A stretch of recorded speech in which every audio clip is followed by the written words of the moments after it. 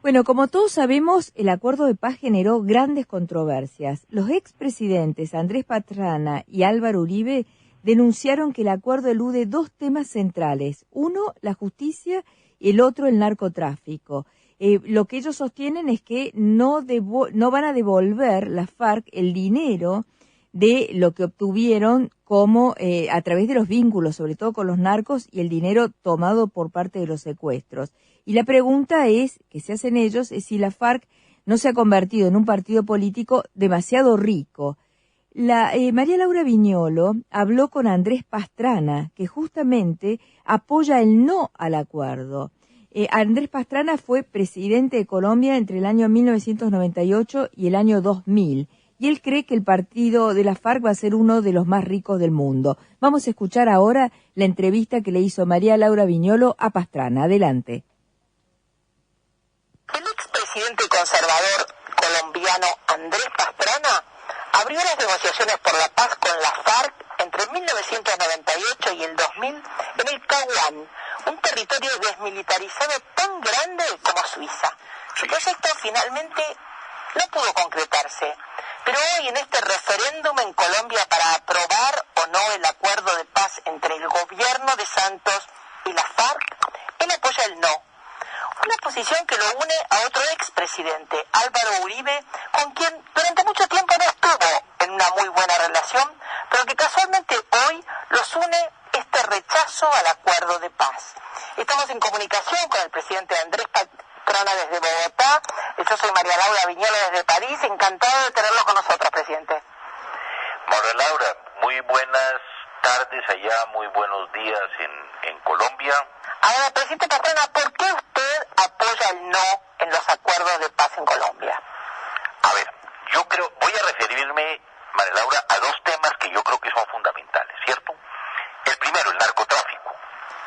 Juan Manuel Santos, si usted revisa los acuerdos, María Laura, no hay en los acuerdos nada referente a lo siguiente en el narcotráfico.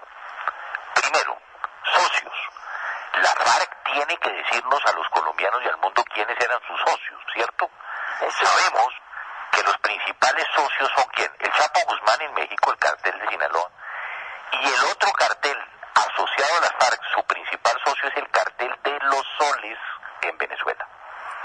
No nos han hablado de ninguno de los socios. Segundo, no nos han contado dónde están los laboratorios.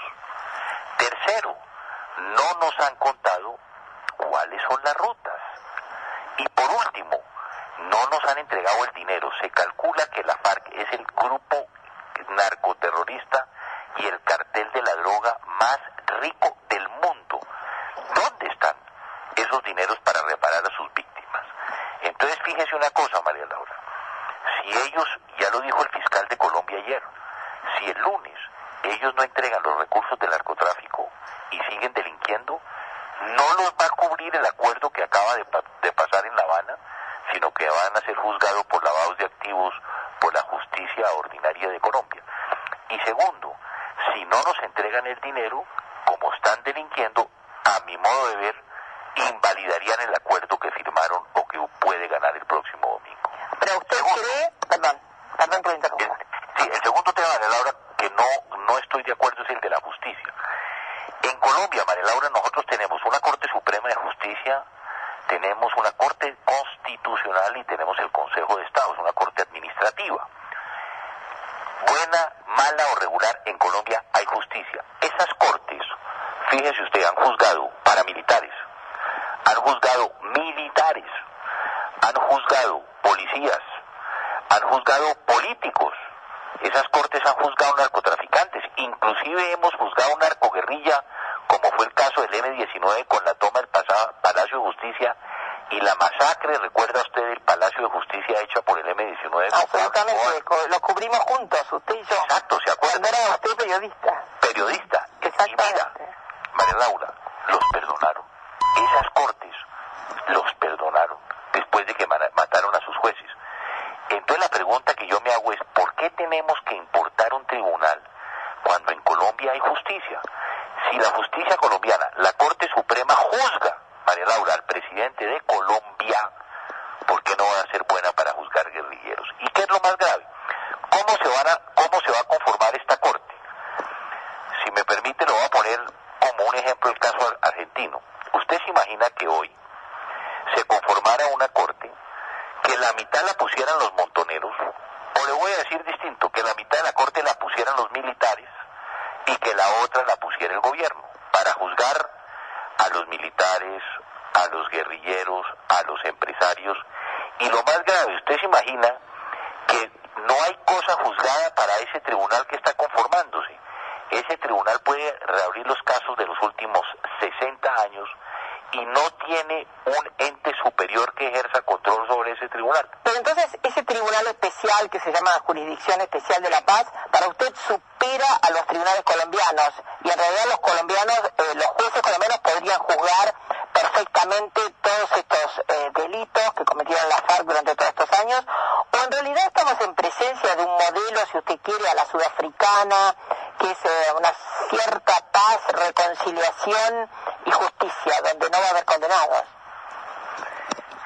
A ver, aquí ese tribunal nos han vendido la idea, María Laura, que la Corte Penal Internacional está de acuerdo. Yo creo que no. Es violatorio totalmente la Constitución, porque en Colombia, para usted ser magistrado de las Cortes o magistrado para ser juez o para ser fiscal, necesita haber nacido en Colombia. Aquí se estaría violando la Constitución porque dicen que van a traer jueces extranjeros.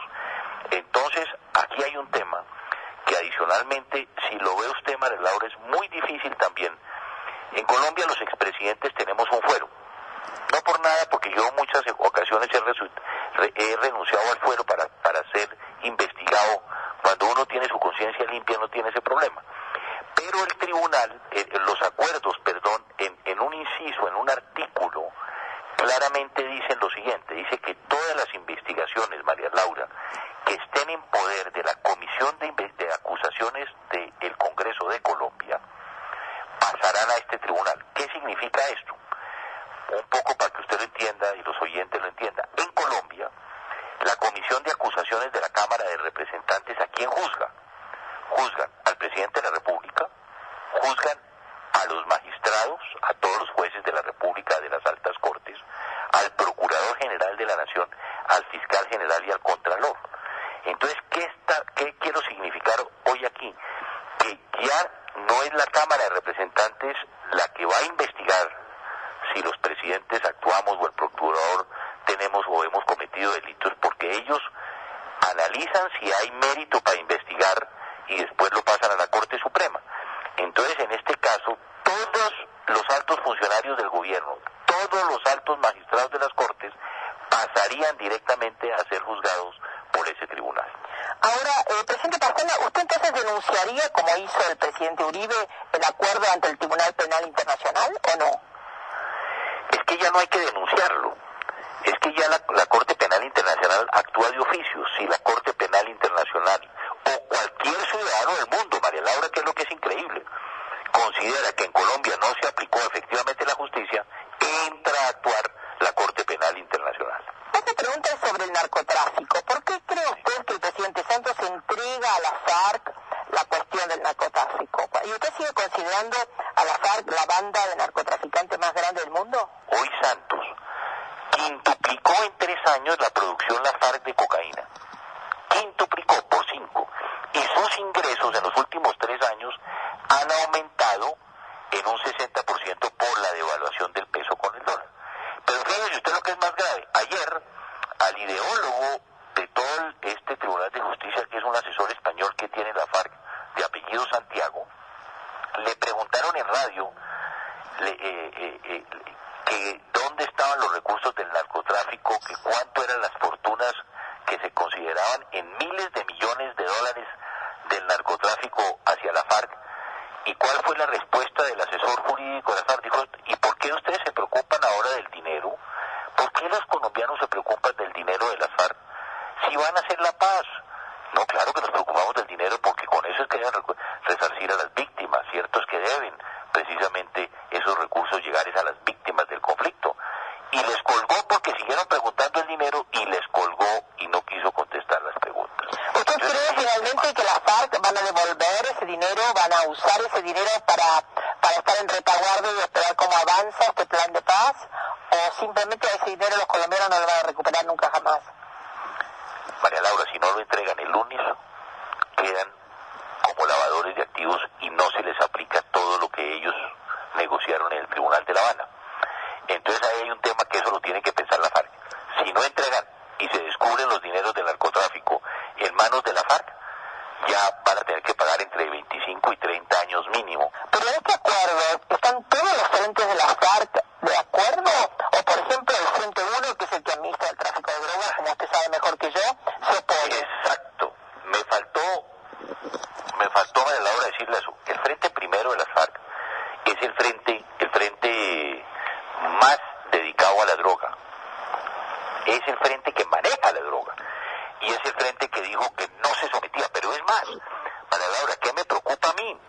Que el propio Iván Márquez, recuerda usted el otro día, cuando se clausuró la conferencia de los Llanos del Yarib, Iván Márquez fue el primero en decirle, frente primero, por favor, vengan, ingresen a este proceso de paz. Pero hay otra cosa que es más grave. Se dice que hay 3 o 4 frentes adicionales, María Laura, que no están de acuerdo con el proceso de paz, que son todos los frentes dedicados a la guerrilla, ¿cierto? Al narcotráfico de la guerrilla. Entonces, ¿qué está sucediendo? En Colombia estamos viviendo algo que se está denominando el cambio de brazaletes. Es decir, que guerrilleros de la FARC se están quitando el brazalete de la FARC para ponerse el del Ejército de Liberación Nacional. Y si gana el sí, Sí. ¿cuál va a ser su reacción? A ver, si gana sí, ¿cuál es la preocupación que tenemos que si gana el sí? Es lo que está pasando en el Congreso. Yo he hablado, María Laura, de que en el Congreso le han dado unas facultades extraordinarias al presidente que no les permiten ni siquiera legislar, que además yo creo que son inconstitucionales, porque el Congreso nunca puede entregar las facultades legislativas al presidente. Me explico, ¿qué pasa? Esto no lo tuvo ni siquiera Hugo Chávez, María Laura, porque a partir del lunes, para desarrollar los acuerdos, el presidente de la República va a enviar proyectos de ley, ¿cierto?, al Congreso, y el Congreso solo puede decir o sí o no.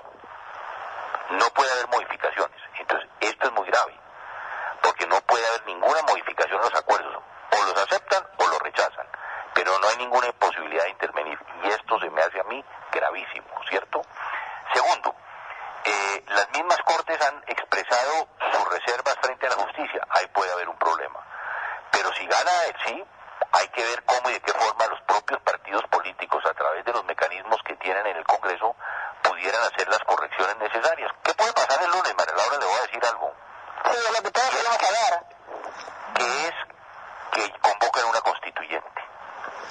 Porque el país estaría tan dividido que yo creo que para resolver buena parte de esos problemas, y usted se ha dado cuenta que la FARC lo viene diciendo permanentemente, Santos dice que no, pero en entre líneas uno no sabe, lo que pueda suceder es que el lunes digan, vamos a convocar una Asamblea Nacional Constituyente, porque más ya estos señores nos reformaron la Constitución, 8.000 guerrilleros le reformaron la Constitución a 50 millones de colombianos.